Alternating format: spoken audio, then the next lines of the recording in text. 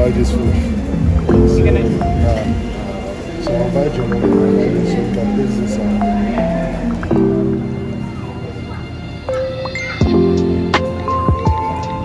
Oh wow! I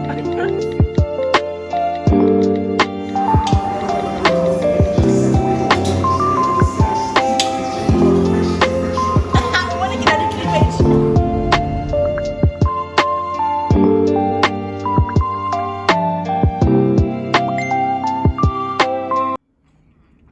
Let's test this update on a smaller sample size, excluding. Hi, I intend to vlog today. Also, I was going to wake up at 6:45, but I think I went to bed around 8, or like properly around 1 then. So I was like, I'll wake up whatever time I feel like, and then I'll go to the gym much later in the day. And then I woke up around 5 to go pee, and I was like, should I just wake up? I still felt tired, so I was like, let me just wake up at 7:15. And true, I did wake up at 7:15. But now I'm just gonna have a matcha.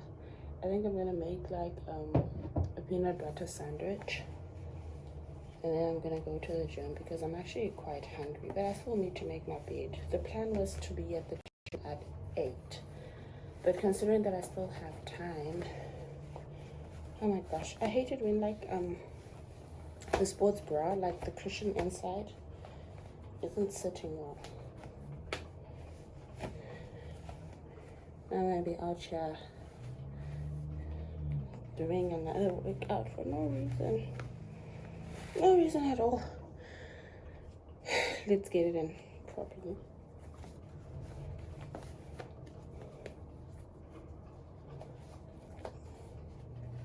Oh my gosh, are we like familiar with each other now? Like,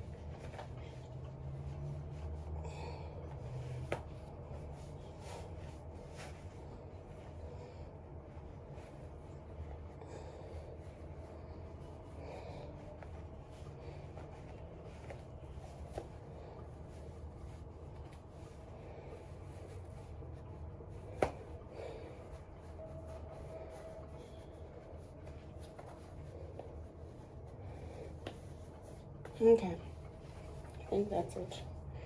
Whew. Okay. So, yeah, I think I'm just gonna go to the gym. I'm having like a slow but like a relaxed morning, but like also a rushed relaxed morning because I haven't made my bed. I want to make my bed before I go, but depending on the time, because I don't want 9:30 to hit and I still at the gym. But then when I come back, I'm just quickly gonna shower and get ready because I'm finally sorting my hair out. Yay!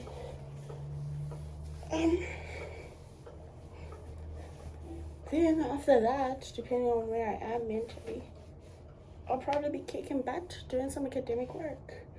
So yeah, this is me trying to get comfortable in front of the camera again. I know that every 3 months I do this thing where I try to get comfortable in front of the camera.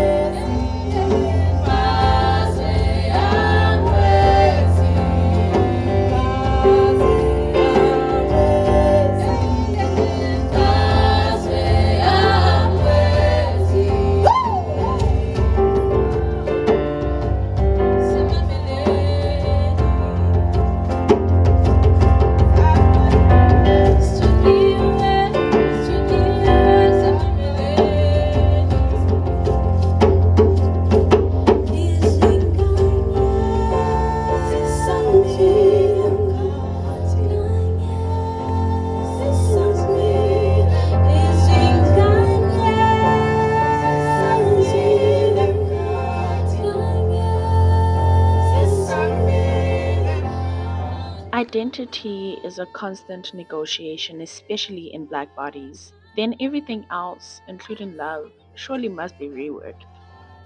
Hi everyone, I wrote a blog on Medium a couple of days or weeks ago, depending on when I post this, and it was based off a series that I watched called The Good Place. But I think that I'm just going to read the blog to you.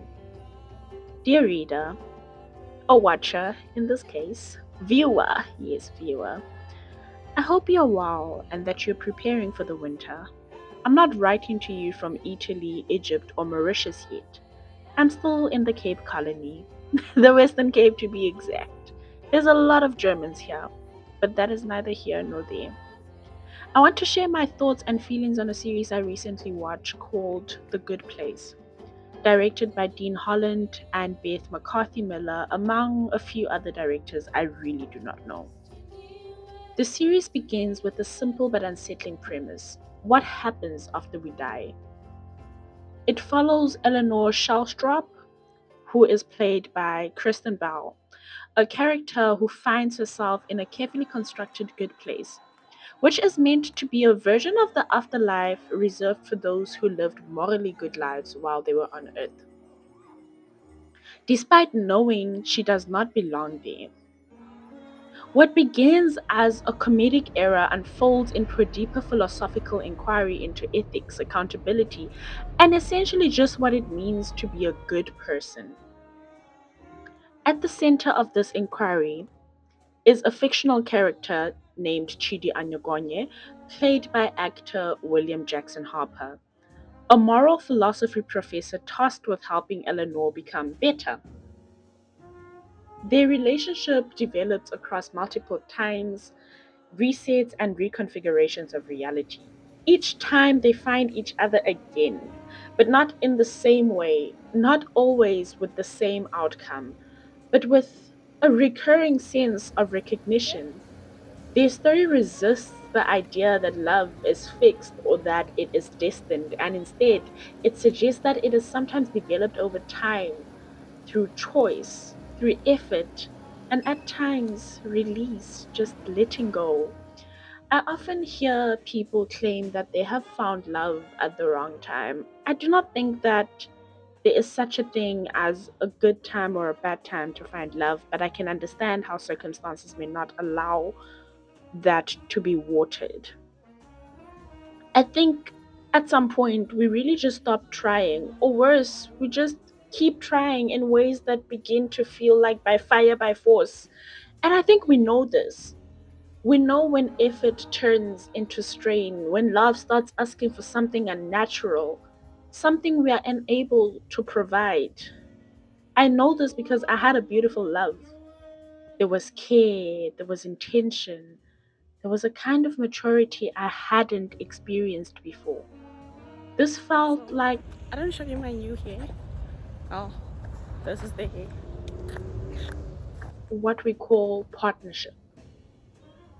Sometimes that alone is still not enough, I have learned. We spoke the same language, and still it felt like we were translating meaning across a distance that even was never quite closed. It wasn't chaotic or cruel, it was simply misaligned. Na, na, na. Go. Na, na, Go na. on.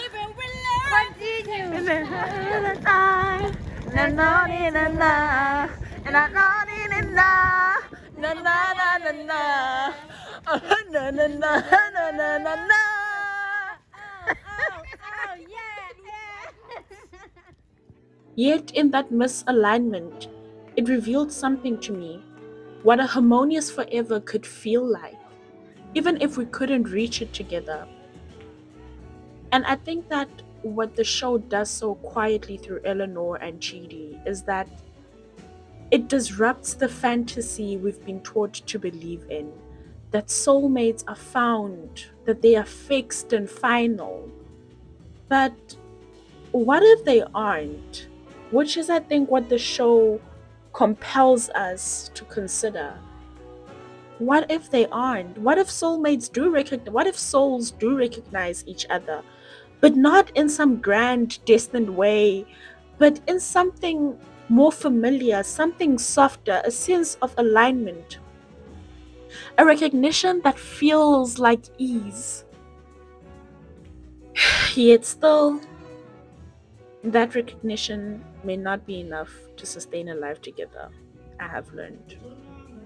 Maybe soulmates are not discovered, maybe they are made, and because they are made, they remain subject to constant negotiation. Perhaps soulmates are made through time, through different, I don't know, through different substance, through effort, through choosing each other again and again until that choosing becomes difficult, or, like we said previously, unnatural. And when it does, we are left with a different kind of question. Not do I love this person, but instead, is it right to keep holding on? There's an ethics to love that we do not talk about enough. There's an ethics in staying when communication suffers, to insisting on forever when two people are no longer growing in the same direction, to holding on to something beautiful long after it stopped being whole. And there's also morality in letting go. Eleanor's decision is not just emotional, it is ethical, and I deem it to be the greatest labor of love after Christ dying for us on the cross. She understands that Chidi is not the same, that she understands that Chidi is not the same as choosing what is right or choosing what is sustainable. She lets him go, not because their love is gone, but because she recognizes that love on its own cannot hold everything together. It affects other people. And what the show captures almost too quietly is what happens after that kind of decision. It is almost a surrendering to love, a surrendering to self, the final act, a grace to oneself and the other whom you claim to desire. Thus, letting go is not clean. It does not end when the relationship ends. It lingers, it reshapes the ordinary, it settles into the body in ways that are difficult to name. There are mornings in my journey on earth, often Sundays, where I wake up and for a moment I'm not in my current reality. It is not a memory or it is not a memory in the usual sense or an imagination. It feels present. It almost consumes me. It is immediate as though I have returned to something rather than me remembering it. In that moment, I can almost hear the rhythmic sound of of a broom against the yard. I can hear my mom sweeping the yard. And in the background, I can hear Utusa Mutaung on Makulong Amatala playing in the background. There is a softness in the air, a kind of stillness that belongs to early mornings at home. The light is already bright and the day feels unhurried, already familiar. There is nothing to question, nothing to locate.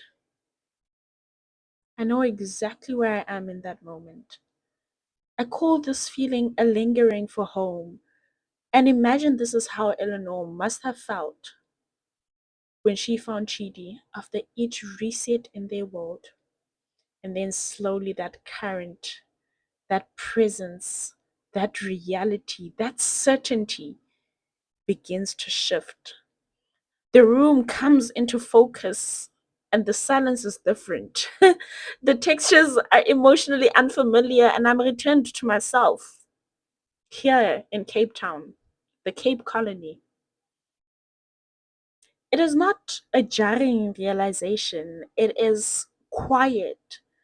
But it also carries weight, It's like stepping out of one reality and into another without moving.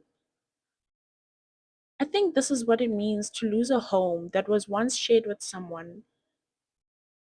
Not that it disappears, but that it continues to exist, just no longer where you are. Perhaps home is not something we find once and keep forever. Perhaps it is something we experience fully, briefly, and sometimes repeatedly across different people, different places, and different versions of ourselves. Perhaps the most human thing we can do is this: to recognize each other deeply and honestly, to build something meaningful, and to know when the time comes how to let go. Thank you for listening to me. I am yours in achieving personhood. Thank you and see you next time. So when Love you were and light. coming, and then like his hair, it's like like when you start dressing, you still have an afro, and then like you brush it like this, and then like yeah, it's like probably years from 20 years ago.